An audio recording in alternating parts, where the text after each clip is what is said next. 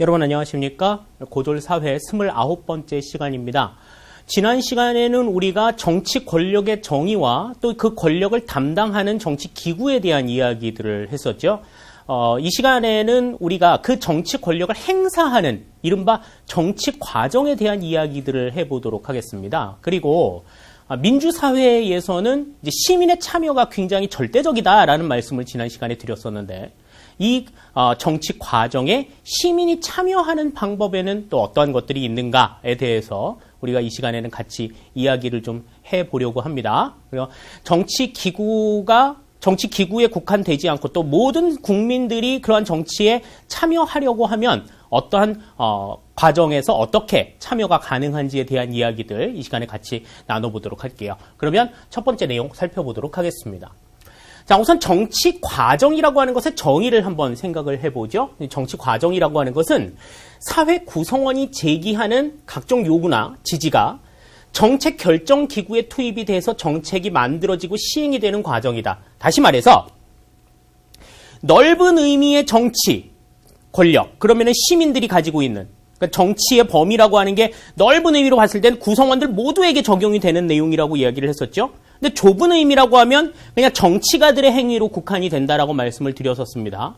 근데 실질적으로 이 정치라고 하는 게 이루어지는 것은 정치인들의 행동을 통해서거든요.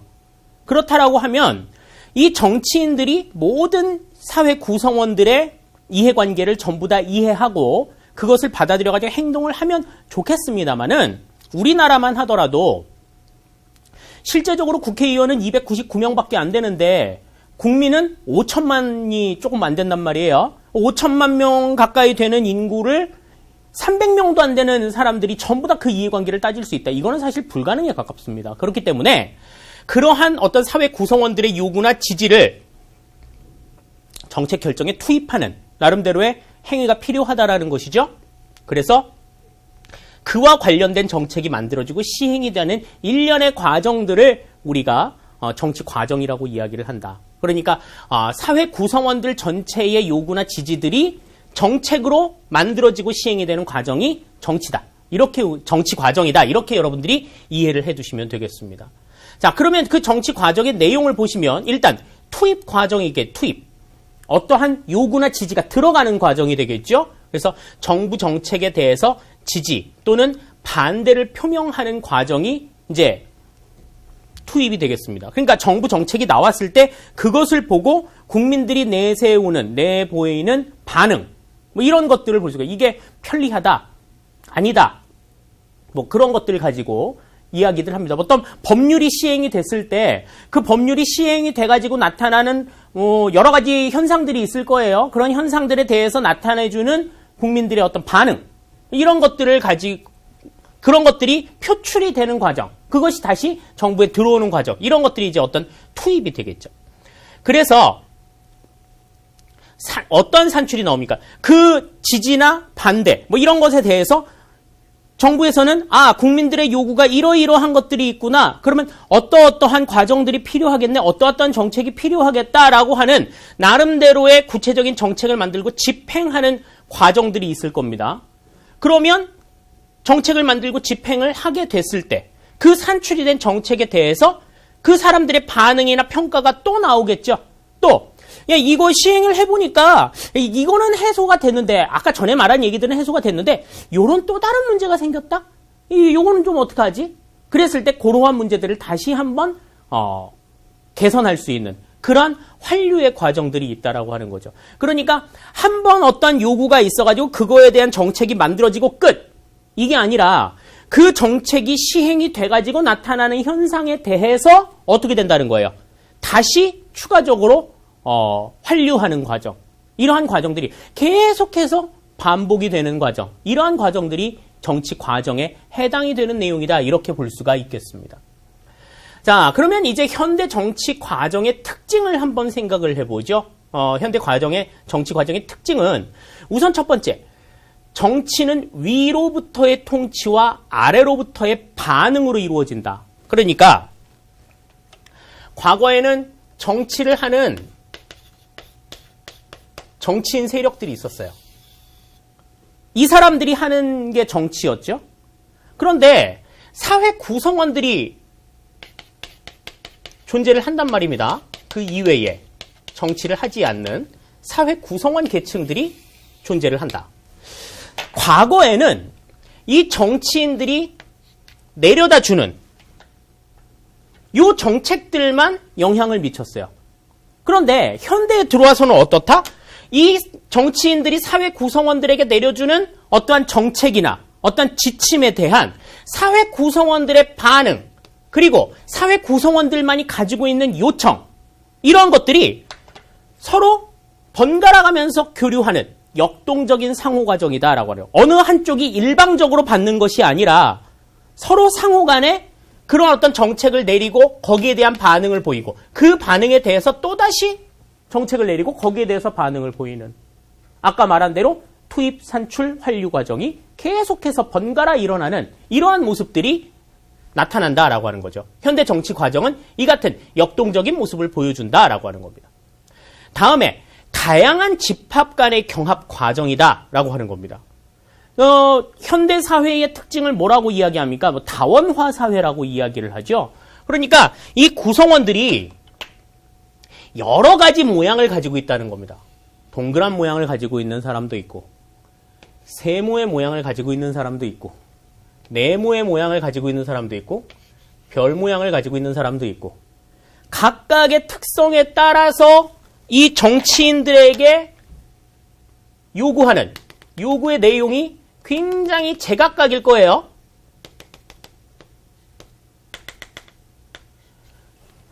그러면 그 요구에 대해서 정치인들이 보여주는 반응들도 다 제각각일 겁니다.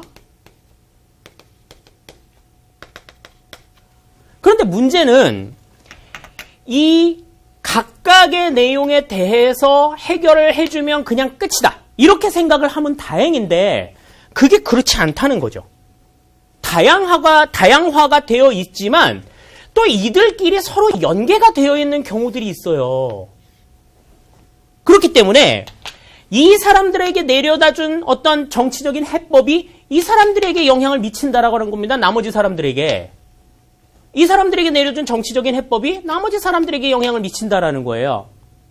그렇게 되다 보면 다양한 이 집단들 간의 이 상호작용, 문제가 생길 수 있다라는 거죠. 그러한 것들을 좀 조정하고 경합하는 이러한 과정들이 또 정치인들 간의 정치 과정의 하나의 특징이다, 이렇게 볼 수가 있습니다. 그러니까 그냥 내가 필요한 요구를 정치인들에게 하고 거기에 대한 해법을 얻는 것에서 끝나는 게 아니라 내가 지금 어떠한 요구를 해가지고 거기에 대한 해법을 얻을 때 다른 집단 간의 영향은 없는지, 다른 이해관계에 어떤 해가 되는 그러한 부분들은 없는지, 돌발 변수는 없는지, 이런 것들까지도 계속해서 생각을 해야 된다는 거죠. 또 내가 아닌 다른 쪽에서 어떤 해법을 받았는데 그 해법의 내용이 우리한테 어떤 영향을 미치는지, 이러한 것들도 계속해서 확인을 하고 검증을 해봐야 된다라고 하는 겁니다. 다음에 세 번째, 행정부 중심의 정책 결정이에요. 아까 우리가 입법부, 행정부, 사법부 이렇게 그 권력이 분립이 된다, 지난 시간에 그 권력의 분립에 대한 내용들을 설명을 드렸었는데, 지금 현대의 사회는 이제 복지국가를 추구하는 사회입니다. 다시 말해서 사회 구성원들 모두가 어떤 최소한의 평균 수준을 보장받는 그러한 사회여야 한다라고 하는 게 이 복지국가의 개념이라고 한다면, 정부의 기능이 이렇게 각자 다양해지고 있는 국민들의 요구, 국민들의 이해관계에 대해서 굉장히 해박하고 전문적인 지식들을 가지고 있어야 돼요. 그래서 이 정부 기능 확대라든지 또 정책 결정 과정에서 전문성이 어느 때보다도 좀 분명하게 요구가 되기 때문에 행정부가 중심이 되어가지고 정책 결정이 이루어지게 된다라고 하는 겁니다. 입법부 같은 경우에는 국회의원, 국민의 대표가 됩니다마는 그 국민의 대표들이 그 국민들의 이해관계에 대해서 전문적인 지식을 가지고 있다고 보기는 어려워요. 직능 대표라고 해서 그 비례대표들 같은 경우에도 자신들의 어떤 영역에서 조금 특출난 사람, 거기에서 의사 표현을 좀 잘하는 사람들, 그 의사를 대변하는 사람들이 각각의 입장에서 들어가면 자기들의 입장밖에 모르잖아요. 그런데 정부라고 하는 행정부 같은 경우에는 그 모든 사람들에 대한 나름대로의 지식들을 전부 다 가지고 있어야 되기 때문에 이러한 입법부의 국회의원들보다는 조금 더 높은 고도의 전문성을 요구를 한다. 또 전문적인 식견들이 이 행정부는 훨씬 더 높습니다. 그래서 그 입법 발의안이 통과가 되는 그런 비율을 볼 때에도 국회의원이 입법안을 냈을 때보다 정부에서 입법안을 발의했을 때에 통과가 되는 가능성이 확률이 훨씬 더 높아요. 그거는 보다 더 전문성이 높기 때문에 그렇다. 이것이 행정부 중심의 정책 결정이 이루어지고 있는 하나의 단면이다. 이렇게 우리가 생각을 할 수가 있겠습니다. 현대사회가 굉장히 복잡해지고 다양해지고 전문화가 됨에 따라서 이 정치 과정들도 이러한 모습들로 나타나고 있다. 지금 설명을 드린 이러한 내용들 여러분들이 확실하게 잘 기억을 해두시기를 바라겠습니다. 자, 그러면 정치 참여 과정의 참여 주체에 대한 내용을 한번 생각을 해보죠. 참여 주체. 정치 참여 과정에 정치 과정에 참여할 수 있는 주체에는 어떤 것이 있느냐? 첫 번째, 정당입니다. 자, 이 정당이라고 하는 것이 뭐냐? 우리나라에도 정당이 꽤 많죠. 새누리당, 새정치민주연합, 정의당, 진보당, 지금 기억도 안 나요. 이렇게 정당들이 되게 많습니다. 굉장히 많은데, 자, 이런 사람들이 어떻게 해서 모였냐? 좀 궁금해 하실 수가 있어요. 자, 어떻게 모였느냐? 정치적 견해를 같이 하는 사람들이 모였다. 일단. 정치적인 이해관계가 좀 비슷한 사람들끼리 모인다라는 거예요. 그러니까 새누리당은 새누리당대로, 새정치민주연합은 새정치민주연합대로, 정의당은 정의당대로. 정치적 견해를 같이 하는 사람들끼리 모인 정당이다라고 하는 거죠. 우리는 흔히 이제 이 정치적인 견해, 그러면은 보수냐 진보냐 이걸 가지고 이렇게 쪼개가지고 생각을 하는 경우들이 상당히 좀 많은데요. 그렇지 않다라고 하는 겁니다. 이거는 국민을 대하는 태도가 어떠하냐 하는 거는 같은 보수라고 해도 다를 수 있고요. 같은 진보라고 해도 다를 수 있어요. 그렇기 때문에 그러한 견해를 어떻게 하느냐에 따라서 여러 방면으로 사람들이 모일 수가 있는 거죠. 또 이 정치적인 이해관계는 사회가 전문화되고 다양화되고 복잡해지면서 굉장히 또 다양하게 바뀌기 때문에 거기에 대한 이해관계들도 굉장히 다양해집니다. 그러니 이 정당이라고 하는 거는요, 이 정치에 대한 견해, 정당이 결속이 될 수 있는 여지들은요, 앞으로 점점 더 많아져요. 우후죽순처럼 굉장히 많은 정당들이 생겨날 겁니다. 지금은 기억도 안 나는데, 이 중앙선거관리위원회에서는요, 매달마다 이 우리나라에 설립이 되어 있는 정당을 발표합니다. 우리나라에 이러이러한 정당이 있어. 라고 발표를 해주거든요. 제가, 얼마 전에 몇 달 전에 봤던 기억으로는 우리나라의 정당이요, 줄잡아 15개는 있어요, 지금. 우리나라 뉴스에는 막 나오는 정당이 한 두서너 개밖에 없기 때문에 그게 전부구나라고 생각을 하는 생각을 하실 수가 있는데요. 우리나라에는 기본적으로 정당이 항상 한 10개에서 15개 정도는 계속해서 유지가 되고 있습니다. 네. 그만큼 정치적인 견해 여러 가지가 생긴다라는 거죠. 그러면 그런 정치적인 견해를 같이 하는 사람들이 뭘 목적으로 모였느냐 하는 거야. 뭘 목적으로? 정권을 획득하기 위해서 모였다라고. 정권. 이게 바로 우리가 지난 시간에 얘기했던 정치 권력이에요. 정치 권력을 얻기 위해서 정치적 견해를 같이 하는 사람들이 모인 집단, 이게 바로 정당이라는 겁니다. 다시 말해서 쉽게 설명하면 대통령 선거에서 이기려고, 대통령을 배출하려고 정치적 견해를 같이 하는 사람들이 모인 단체다. 이렇게 여러분들이 생각을 하시면 되겠어요. 자, 그러면 이 정당의 특징은 공개적으로 정권 획득을 추구한다. 우리는 다음 대선에서 이길 거야. 어느 정당에서나 얘기하잖아요. 국민들은 아이고 그래 너네들이 이기나 보자. 그래 너네들은 이겨야 돼. 뭐 여러 가지 의사들을 보여줍니다마는 공개적으로 정권 획득을 추구합니다. 나 대통령이 될 거야. 라고 뭐 개인이 얘기하는 거에서 떠나서 우리 정당이 정권을 창출해내겠어. 기존의 정권을 가지고 있는 정당은 정권을 재창출할 거야. 뭐 이렇게 공개적으로 선언을 한다는 거죠. 그리고 공익 추구를 위한 정강이나 정책을 제시합니다. 또 이 공익 추구를 위한다. 그러니까 정치적 견해를 같이 한다고 하더라도 그것이 뭐를 전제로 하고 있다? 어떤 개인의 사익이 아니라 공익을 위한 견해를 같이 한다라는 거죠. 그러한 점들이 이제 다른 집단들과는 조금 차이가 있는 그러한 면이라고 볼 수가 있어요. 그러니까 흔히 이제 뭐 국회의원들이나 뭐 이렇게 정당의 행동을 봤을 때 자기네들의 입속만 차려라고 생각을 하기가 쉬워서 이 공익 추구를 한다, 정당이 공익 추구를 한다라는 말에 좀 동의를 하기 어려우실 수도 있어요. 하지만 원칙적으로 정당은 그렇다라고 하는 거예요. 정강이나 정책이 공익 추구를 위한 내용이다. 그러니까 정당은 공익 추구를 전제로 한다라고 하는 점을 여러분들이 기억해 두셔야 됩니다. 자, 그러면 이러한 특징들, 이러한 개념을 이루기 위해서 정당은 어떠한 것들을 하느냐? 우선 선거에 후보자를 추천합니다. 이걸 우리가 뭐라고 얘기해요? 흔히 공천이라고 얘기해요. 공천. 공식적으로 이 사람을 후보로 내세울 거야 라고 지정하잖아요. 국회의원 선거할 때라든지 대통령 선거할 때라든지.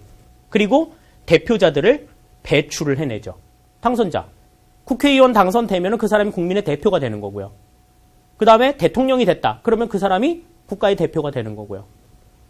다음에 여론을 형성합니다. 정부 정책이라든지 또 여러 국가의 어떤 행동에 대해서 국민들의 반응들, 이러이러하다라고 하는 여론들을 형성을 해내고 또 여론을 조직하는 역할들도 해요. 이러이러한 국민들의 요구가 있어. 그래서 그거를 정부에 전달을 하는 역할들도 합니다. 또 정치 사회화를 담당한다. 그러니까 정치가 정치인들의 영역에 국한되지 않고 일반적으로 논의가 될 수 있는 나름대로의 장을 정당이 만들어낸다라고 하는 거죠. 궁극적으로 그러한 활동을 하는 목적이 뭐다? 정권의 획득이에요. 그러니까 그런 것들을 위해서 만들어 놓은 단체가 정당이다라고 하는 겁니다. 다음에 이익집단입니다. 이 이익집단은 이제 정당하고 어떻게 다른가 한번 보자고요. 이 이익집단은 일단 특정 계층이나 집단의 이익을 실현하기 위해서 조직이 된다. 그러니까 국민 전체의 이익이 아니에요.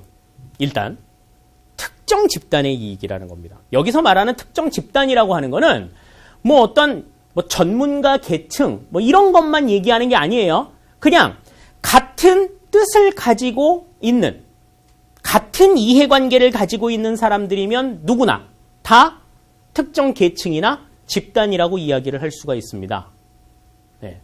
그래서 특정 계층이나 집단의 이익을 실현하기 위해서 조직해서 정부나 의회의 영향력을 행사하는 단체다. 그러면 특정 계층, 집단, 뭐 어떤 것들이 있을까요? 뭐 변호사, 그러면 뭐 대한변호사협회 같은 데들이 있잖아요.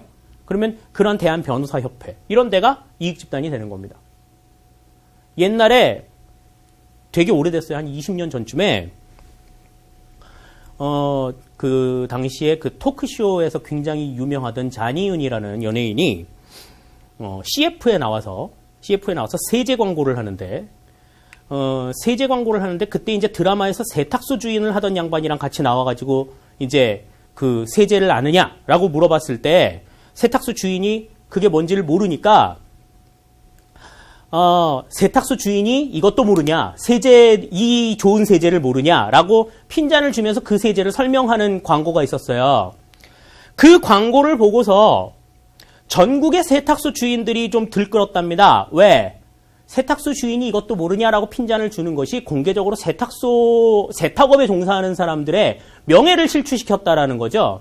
그래가지고 그 전국 세탁업 중앙협의회에서 공식적으로 항의 공문을 냈답니다. 이런 거예요. 세탁업에 종사하는 사람들의 집단에서 공식적으로 어떤 의견을 내는 거잖아요. 이러한 것들이 그 특정 계층, 세탁업에 종사하는 사람들의 이익을 실현하기 위해서, 명예를 보전하기 위해서 의견을 내는 거죠. 그러니까 뭐 예를 들어서 이제 그렇게 더 했어요. 그런 CF에서 그렇게 나오게 되면 이제 특정 집단을 이렇게 비하하는 발언이나 비하가 우려되는 이러한 발언은 CF에서 사용하지 못하도록, 광고에서 언급하지 못하도록 법으로 만들어 주셔. 이렇게 얘기할 수도 있는 거잖아요. 그죠?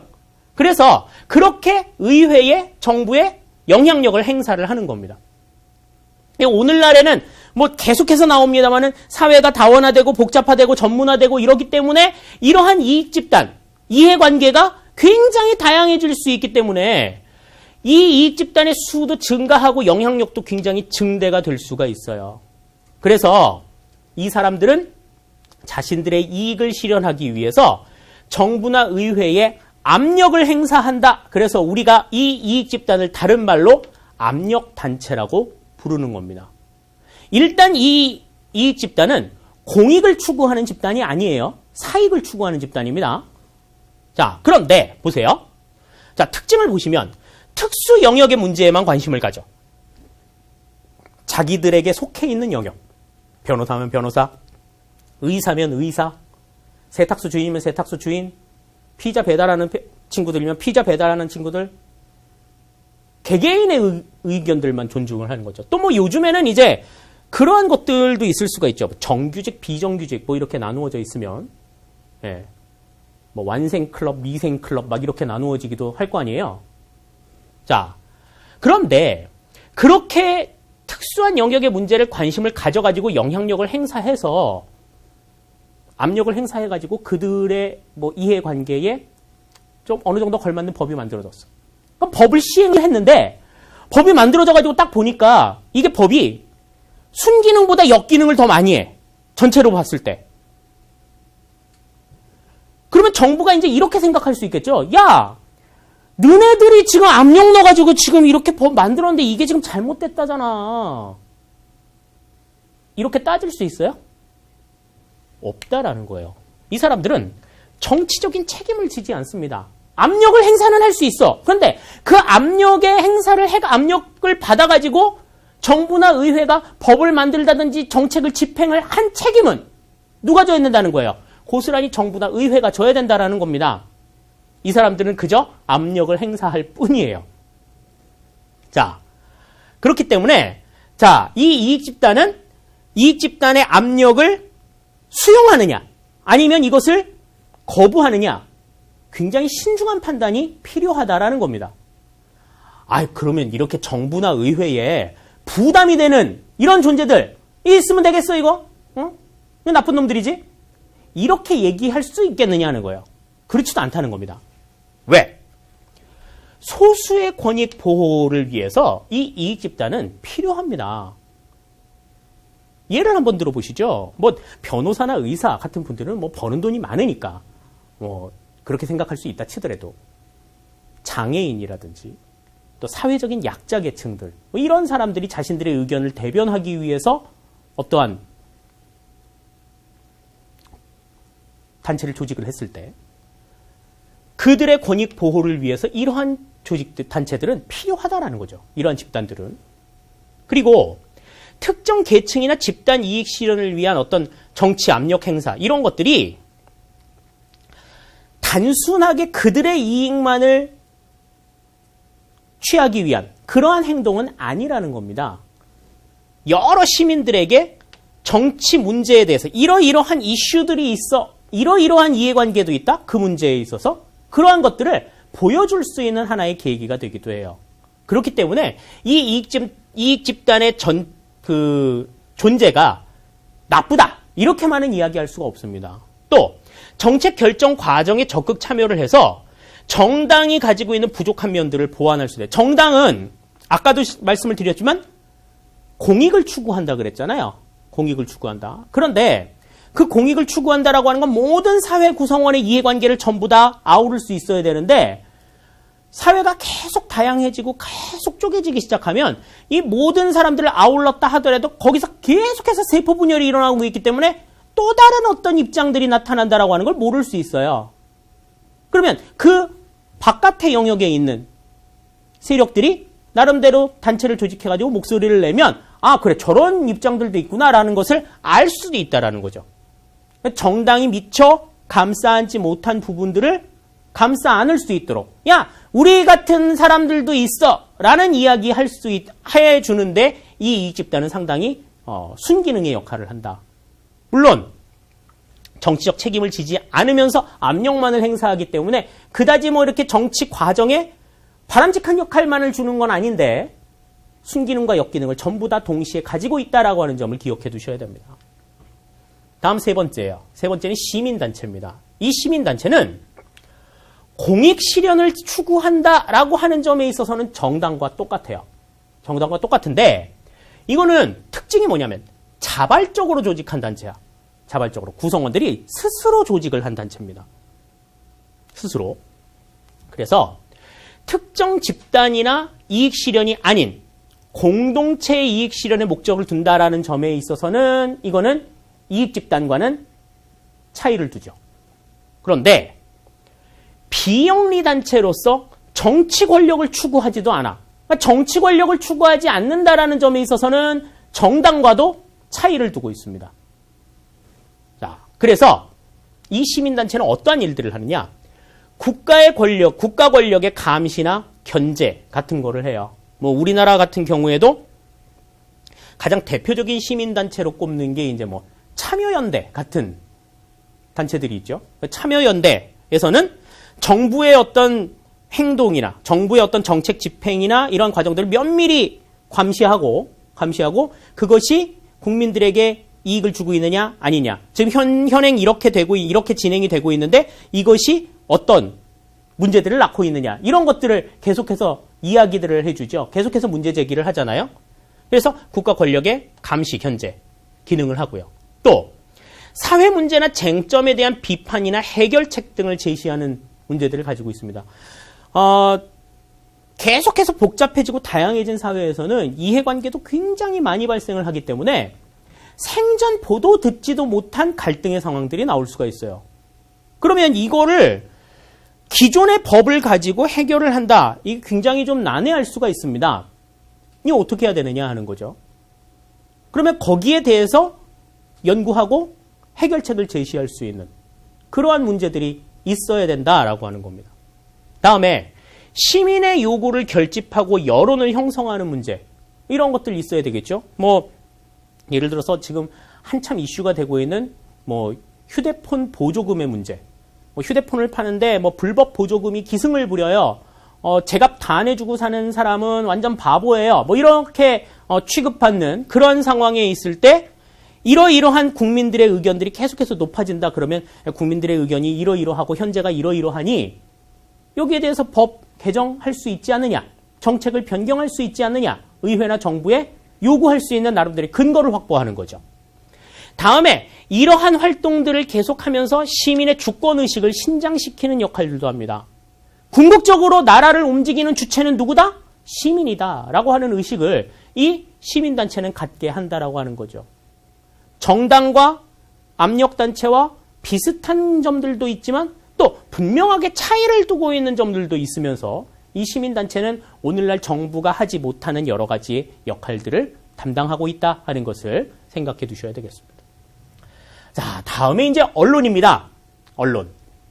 언론은 뭐 여러 가지 매체들이 있죠. 뭐 방송 매체도 있고 인쇄 매체도 있고 또 이제 최근에는 인터넷 매체를 통한 언론도 굉장히 많이 있습니다. 이 언론은 사회에서 벌어지는 사실을 굉장히 신속 정확하게 전달하는 기능을 가지고 있어요. 그리고 사회의 쟁점, 문제거리가 무엇이다 라고 하는 것을 정할 수 있고 그 문제점에 대해서 나름대로의 해설과 비판, 견해를 제공해주는 역할들을 하고 있습니다. 그런데 이 언론이라고 하는 거는요, 어느 한쪽에 치우치면 안 돼요. 그 쟁점 사항이 있을 때 이해 당사자 간에 어느 한쪽에 또 치우치는 역할이 있어서는 안 됩니다. 딱 중심에 서서 그 내용들을 볼 수 있어야 돼요. 정부가 잘못됐으면 잘못됐다. 시민들이 잘못 판단하고 있다 그러면 잘못 판단하고 있다. 이렇게 얘기할 수 있어야 됩니다. 근데 요즘의 언론들을 보면, 특히 이제 뭐 인터넷에서 막 떠도는 언론들이, 방송을 보면은 딱 일면만 보여주는 역할들을 하죠. 그러니까 전체의 상황에서 한 단면만 보면서 그것이 마치 전체인 양 이렇게 확대 해석을 하는 경우들이 있습니다. 그래서 이제 문제인데, 언론은 일단 올바른 여론 형성에 기여할 수 있어야 된다. 전체를 다 보여줄 수 있어야 된다는 거죠. 판단은 국민들이 할 수 있도록 모든 정보들을 다 보여줄 수 있어야 된다라고 하는 겁니다. 막 어떤 것들은 감추고 어떤 것들은 숨기고 안 보여주고 이러이러한 게 있습니다 라고 그래서 뒤에서는 딴짓하고, 그러면 보여지는 것만 이렇게 합니다. 그러면 이렇게 한답니다. 이렇게만 알려줄 게 아니라 뒤에서도 똑같은지, 내막은 어떠한지, 겉으로 발표한 내용과 속내가 똑같은지 힘도 있게 비교해가지고 알려줘서 올바른 여론을 형성할 수 있어야 된다는 거죠. 그리고 정치 권력에 대한 감시와 비판 기능, 이런 것들 가지고 있어요. 정부가 이러이러한 정책을 가지고 있었는데 이러한 정책이 이러이러한 내용들을 담고 있다. 해설해주고. 그런데 이런 내용은 국민의 입장에서 어떠한 피해를 예상할 수 있다. 그 피해를 막기 위해서는 지금 법의 내용이 이렇게 바뀌어야 되는데 왜 이러이러한 생각 못하냐? 질타할 수 있어야 되고, 개선할 수 있는 방향, 방법 제시해 줄 수 있어야 되고요. 또 국가의 정책에 대해서 국민들이 또 적극 협조를 해야 될 상황이 있습니다. 그런 상황에 대해서는 국민들이 이렇게 움직여줘야 됩니다. 지금은 국가에게 적극 협조를 해주셔야 돼요. 이거는 지금 국가가 하는 게 맞습니다. 이렇게도 얘기해 줄 수 있어야 되고, 이렇게 해서 국민들의 판단을 정확하게 할 수 있도록 방향을 제시해주는 그러한 역할들을 해야 된다는 거죠. 그래서 언론의 어떤 정치적인 중립이나 또 언론에서 보도한 내용에 대한 책임, 이런 것들은 굉장히 중요한 역할을 한다. 이렇게 우리가 생각을 할 수 있겠습니다. 자, 다음에 이제 시민의 정치 참여에 대한 내용들을 살펴보시죠. 정치 참여라고 하는 것은, 자, 일단 민주정치라고 하는 그 자체가 이 참여를 전제로 하지 않고서는 생각을 할 수가 없어요. 전 시간에도 말씀을 드렸습니다만은 사회계약설, 그죠? 사회계약설이라고 하는 이 계약이라고 하는 말이 인게이지먼트가 참여라고 하는 의미를 담고 있다고 말씀을 드렸지 않습니까? 참여가 민주정치 그 자체다. 그래서 이 참여를 통해서만이 의사가 표출이 되고 이를 정책에 반영하는, 그러니까 정치 참여를 통해서 이루어지는 정치 과정을 통해서 민주정치가 발전할 수 있다라고 하는 점을 우리가 생각을 할 수가 있어요. 그러니까 지금 아까 앞전에서 계속 설명을 드렸던 정치 과정이라고 하는 것이 뭐를 통해서 이루어져야 된다? 시민의 정치 참여를 통해서 이루어져야 된다라고 하는 것. 이게 굉장히 이제 자명한 그러한 내용이다. 이렇게 볼 수가 있겠습니다. 자, 그러면 이러한 정치 참여가 어떠한 기능을 하느냐? 한번 보시죠. 일단 정부의 자의적인 결정을 막아서 책임 있는 정책 결정이 이루어지도록 한다. 전 시간에도 자의적이라는 말 나왔죠. 자기 멋대로 대통령 뜻하는 대로 움직이는 이러한 결정을 막아서 책임 있는 정책 결정이 이루어지도록 한다. 또 국민 자치의 원리를 실현한다. 국민 스스로 통치한다라고 하는 국민 자치의 원리를 실현하고 시민의 주권 의식을 신장시킨다. 우리가 그 시민단체의 활동을 통해서 주권의식 신장시킨다라고 이야기를 했는데, 그러한 식으로 어떠한 식으로든 정치에 참여함으로 인해서 시민들의 주권의식은 높아질 수 있다라고 하는 걸 생각해 두셔야 돼요. 자, 그러면 어떻게 정치에 참여하느냐 하는 겁니다. 우선 가장 대표적으로 기억해 두셔야 될 것이 선거나 투표로 주권 행사를 하는 거예요. 선거를 통해서 자신의 정치적인 대표를 뽑는 일이라든지 아니면 자신의 정치적인 의사를 표현하는 투표. 이게 가장 기본이 되는 참여 방법이다라고 하는 겁니다. 이것도 안 하면서 대통령이 잘못했네, 무슨 정부 여당이 잘못했네, 정부가 개판이네, 이렇게 욕할 수 없다라는 거죠. 가장 기본적인 방법이 바로 이거다. 이거는 법적으로도 보장이 돼 있어요. 그리고 국가에서도 이러한 기본적인 참여를 보장할 수 있도록 여러 가지 방안들을 내놓고 있잖아요. 국회의원 선거나 대통령 선거 하는 날 임시 공휴일로 지정해 놓는 일이 바로 그거지 않습니까? 일 잠깐 쉬고 하던 일 바쁘겠지만 잠깐 쉬고 이 기본적인 정치적인 참여, 정치 참여 반드시 하십시오 라고 이야기하는 거지. 이게 무슨 그냥 늦잠 자도 되고 놀러 가도 되는 날이니까 알아서 하시오 뭐 이렇게 하는 날이 아니라는 거죠. 다음, 시민단체나 시민운동을 통해서 의사나 이익을 표출하는 방법. 이거는 지속적인 참여 방법이에요. 지속적인. 계속해서 할 수 있다는. 계속해서. 내가 하다가 지치면 다른 사람이 계속하고 또 이어서 계속하고 뭐 이렇게 하는. 그러니까 지금 그 일본 대사관 앞에서 매주 한 번씩 그 종군 위안부 할머니들이 일본에게 사죄를 요구하는 시위가 10년째 계속 이어지고 있다라고 하죠. 이게 어떤 일개 개인이 시작을 했다라고 하면 10년 동안 계속 이어지기 어려웠을 수도 있어요. 그런데 그 뜻을 같이 하는 사람들이 나름대로의 조직을 형성해서 계속해서 끊임없이 요청을 하고 있으니까 10년 동안이나 계속 이어지고 있는 거잖아요. 이렇게 시민운동이나 시민단체를 통해서 이익을 표출하는 방법은 굉장히 지속적으로 이익을 표출할 수 있는, 그 의사를 표출할 수 있는 그러한 방향이다. 이렇게 생각할 수가 있습니다.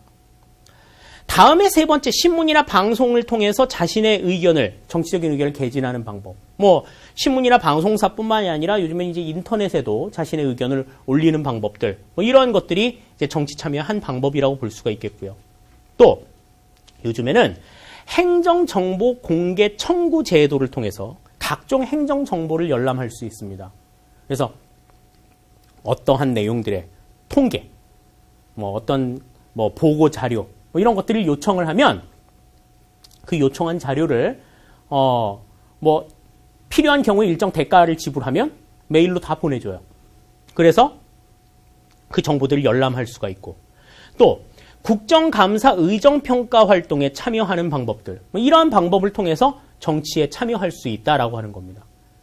뭐 여러 가지 방법들이 있겠습니다만은 정치 참여하는 방법 가운데 가장 기본이 되는 방법과 지속적으로 참여할 수 있는 방법, 요것만큼은 여러분들이 반드시 기억을 해 두시도록 하죠. 자, 이렇게 해서 이제 우리가 정치 과정과 그 정치 과정의 전제가 되는 정치 참여에 대한 내용들을 살펴봤습니다. 민주국가에서 이 정치 참여라고 하는 게 얼마만큼 절대적으로 중요한 입장을 가지고 있는가, 중요한 위치를 차지하고 있는가 하는 점들 여러분들이 이 시간에 같이 꼭 기억을 해 두시기를 바라겠습니다. 네, 수고하셨습니다.